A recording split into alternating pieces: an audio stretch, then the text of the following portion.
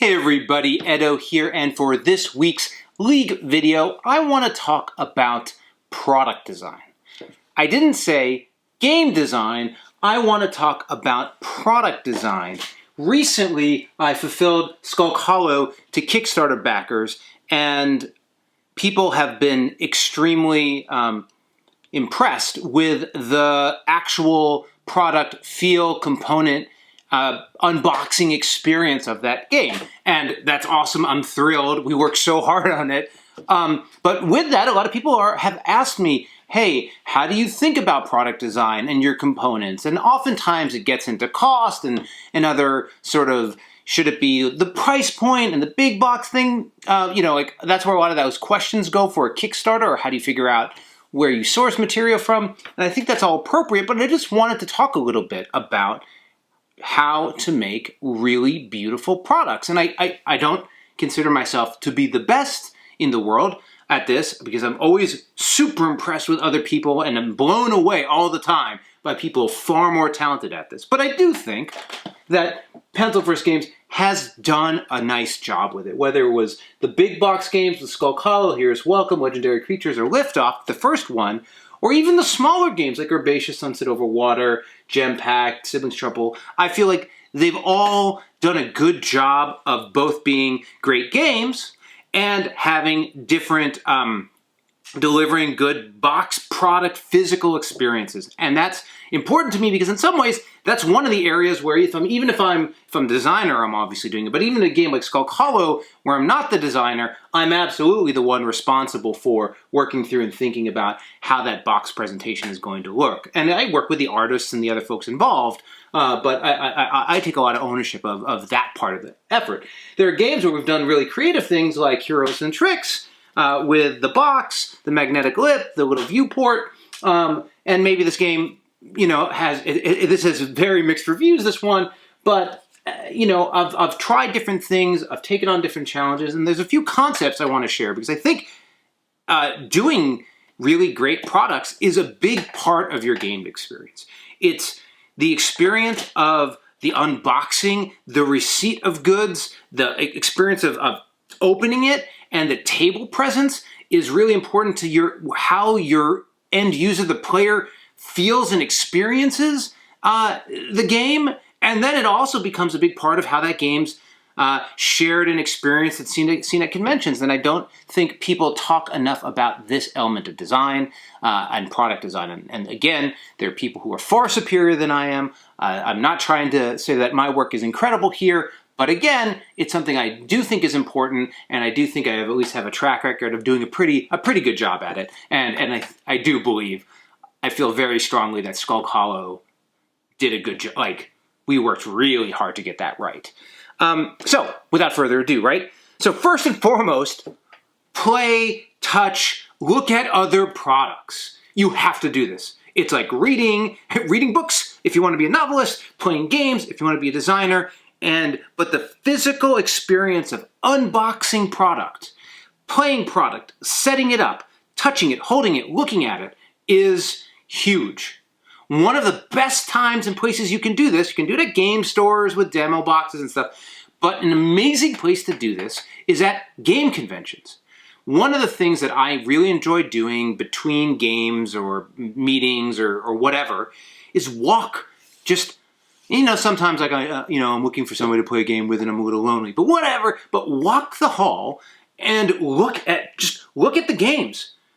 What game is that? What game is that? What component did they use? How did it feel? Was it impressive? What are the materials? Are they using a linen finish? Pick up the box. Like, the ability at a convention to look at the 40 cool current hotness is super high, and it's great, and you can see people experiencing things, and you can ask them questions.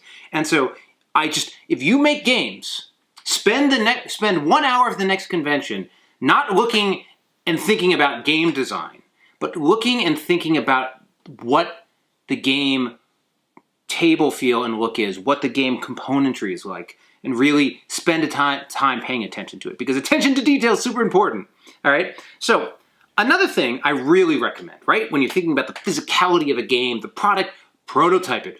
prototype it, build it. You can be pen and paper, you can do all those things, but then you really want that experience of what does the box feel like? What is it, that experience? And I definitely think going from paper prototype to a game crafter print, where you have better quality components is important. This isn't about your game. Figure out your game. Now you're making the product, and you need the product to start feeling and looking like the product.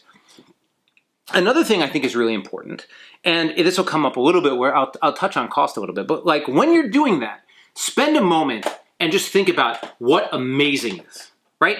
Not like just what would be incredible. Oh, it would be awesome if these were all custom pieces and this was this and that board could be like this and what if it was like this? And you might design something that's over-designed or too big or ridiculous, but I think just knowing and thinking about what doing something over the top of your specific game would look and be like is really important, because then you can work down from that. You can work down from, well, we're not going to do miniatures, but we're going to do meeples. Well, if we're going to do meeples, maybe we can make them look cool. Or, hey, we're not going to do cardboard cutouts for all this stuff, but we could do cards, and maybe on the cards we could think about how they're different colors or sizes or shapes. Just try to think about what the to the 10s or to the 9s or whatever that expression is, like what the whole big looks like. And I think that's really important. So another part of this is, and I have notes here, so visualize your game on the table as an experience, right? Like actually stop thinking about the game design for a minute and think about the table presence.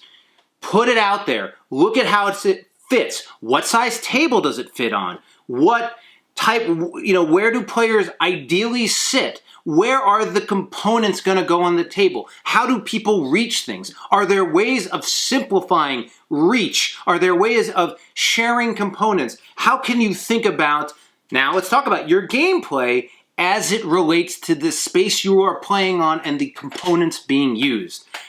The next piece of it, that's a huge part about it is, and designers, you need to think about this stuff, please. What is the significant, if you're a really great designer, you know the difference between using different dice in your game. Like what is the distribution of a D12 versus 2D6 versus 3D4? Like you need to know what that means in your game. And you should know what the difference is from a player perspective of a tile and a card, and what the difference is between cards that you are going to splay in your hand versus cards that you are going to be putting on a table, versus tiles, and versus components. This is a component I'm going to be moving a lot. Is this a component that's going to be, like the physicality and how your product in gameplay is played is really important. For example, you expect players to have a hand. It's a hidden hand information game. Are they going to be splaying their cards, which means fanning their cards? If they are going to be fanning your cards, please don't put the important information on the opposing sides of the cards where they're different. Like if I'm splaying my cards, I expect to have the necessary information in the splay. If they're big cards and you have to look at every one, fine. But please don't put information on the left and on the right when I'm splaying. And anyone might find mistakes I've made. Like, I'm sure I've made these mistakes, but I've learned from them, right? Or, you want to have really big cards, fine. Am I going to be holding them in my hand, or are they going to be on the table, right? Again, people ask, should I be using cards or tiles in my game? Well, are you picking them up? Are you turning them? Are you moving them? Or are you just laying them out once? What's the size? Another critical thing to think about is, from what view distance is a person interacting with this piece? This is super important. Stuff that is in my hand can have lots of text and have details. And, people break these rules all the time, right? But, if it's something that's going to be on the player board, you want to say, well, the further it is from me, the more iconic and clear it needs to be. Think about color, think about shape, but do I need to look at this? Is it going to be put on a full color board with lots of information? How is that component going to sit on the other part of the board and pop and be legible? Like, these are physical component designs that aren't the art file by art file, it's how they merge together. Is the player across from me? Do you expect me, as the opposing player, to be able to read and understand their tableau? Boy, if that's the case, it better be big enough that the player on the other side of the table can see and understand it. Like, thinking about how we're going to move pieces around the board, place pieces around the board, all those things allow you to come up with really novel and interesting solutions. Mars, what's that game? Not Return to Mars. Man, the hyper popular Mars game is eluding me. Sorry, but like, if I'm not mistaken, that game, the original piece, like, has a tableau where you're putting like 1 billion cubes on it, but there's no little indents in the tableau, and it's like you bump the table, and it's like, oh goodness, right? Terraforming Mars, and like, I think the thinking about what that experience is like to the player is important. Maybe for cost reasons you're not going to fix it, but I'm just trying to stress, after the mechanical game design work, there's this physical product design work, and there's all sorts of nice opportunities that come out of that. Opportunities and combination. Jamie Stegmaier, Stonemaier Games makes amazing stuff. They're incredible. Top flight production. I look up at their work. Man, their legacy game. Cornerstone. Charterstone, right? I think it was called Cornerstone, they changed it to Charterstone. Whatever. In it, it has the little deck boxes with things inside of it. And they're used for legacy style stuff, and people have their own deck boxes, but you keep your stuff in your deck box, you're adding to it, you're writing on it, it becomes your possession. When we were working on Skulk Hollow, everyone kept going into the box and like finding their meeple, finding their components and bringing it out. And the cards, and when we were thinking about it, I knew I wanted to separate the components, but then it was like, well, what if, like, what would it mean to just be able, and like Epic and other games is, what would it mean to just be able to reach into the box and grab a deck box that has my cards, my meeples, ready to go? Because then I would just be like, deck box, player sheet, hero board, done. And, the dice throwing games sort of go with that, and like, that sort of compartmentalization is huge. Century Golem Edition. I don't know if it's in the Spice Road Edition. I haven't played it, but I just reviewed Golem Edition. And not only, like, so many smart, I think, where did I put it? So many smart decisions. I'm not going to reach out, but go into that. It has a tray inside that has the different crystals, and each one, you can take out the crystals in their trays and put them on the table. But they're disconnected, so you can lay them out in order on the table. Then it has slots for the coins, slots for the cards, a little extra space. And then the rule is a single page. Well, the rule is a single page. It's not made out of flimsy paper. It's made out of really hard stock. Moreover, that's all just good. Where it's great is they made the top of the gem thing concave in a way, or convex in a way that it height levels with the top of the box and the top of the cards. So this intricate box, even though it has dead space, if you put the top in and you close it, it's sturdy. You don't lose anything. You can flip it over and stuff. That is really practical, smart, fantastic product design. 100 Tori. We have a space on one side for the tiles, and there's a gap where we have the meeples. Thought it looked cool, it worked well, I was pretty happy with it. I did a prototype, and I found that the gap of the tile was at the bottom of the box. And so when you opened it flat, it was fine. But when you opened it vertical, like to show the cover, and it's going to do it in here, but when you went like this, all of the tile, the weight of the tile dropped down and crushed the space. And it's like, man, what's the solution? The solution is, don't put the hole at the bottom where the weight is, put it at the top where there's no weight. This I would have if I hadn't tested it and made it, we would have shipped with that, and it would have been terrible. But we fixed it. We flipped it. And even added a little piece of foam just to reinforce it. I remember working on this game, the amount of work to get the strength of the magnetic hold right, from like impossible to open versus easy to open versus still, if I went really hard it would work, but just generally I can flip it. That was iteration. So it really pays to go through that.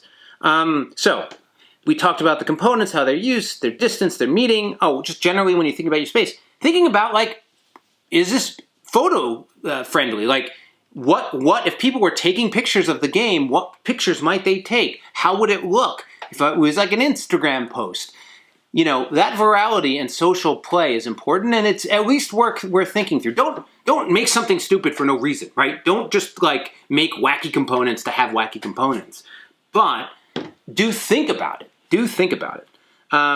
Last few things. I'm running out of time. My video cuts out at a certain point. Build a relationship with your printer. Please spend the time to get to know the person and company making your game. Interact with them. Thank them. Engage with them on their opinion. Do what you can do to build a relationship so that they're participating in helping you make a fantastic product. It's a big deal, worth doing. Just don't fire and forget. Don't say, well, now it's out of my control. You need to be part of it. You need to know what their quality control is. You need to think about that process. Again, as you're doing that, go out of your way to get the best version possible. You're likely going to get the digital proof and the printed sample, and then the white box, and maybe you'll get like sort of a cruddy version. Over time, I've moved towards paying a little bit more, a couple $100, it depends, to get a more finished final version before the print run. Just to like double check the assumptions and look at it and think about it and not be like only looking for an error, but actually saying, do I really like how this all fits and builds together? And then with all that, you do need to understand what does each component cost. Over time, you'll learn where the cost breaks are and what scales and what doesn't. Think about your weight. You need to know your shipping weight and your price point.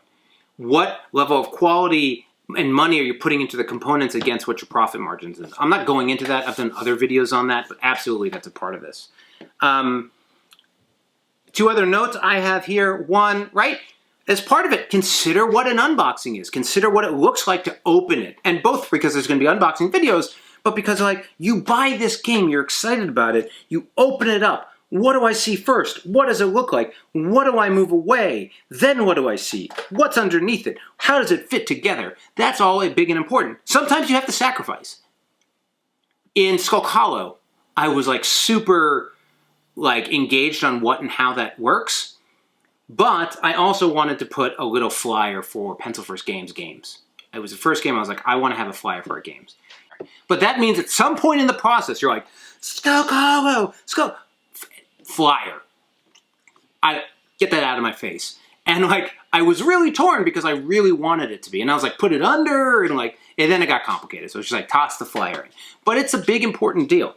As important as all this is, having incredible rules is important. I've had a video about making incredible rules, but if you have bad rules, you will have a bad player experience. I don't care how good the game is. If the rules suck, pretty much people are going to have the opinion that your game sucks. Maybe not always, but spending the time to have clean, clear, cogent, coherent rules is important. I've done other videos on it. So again,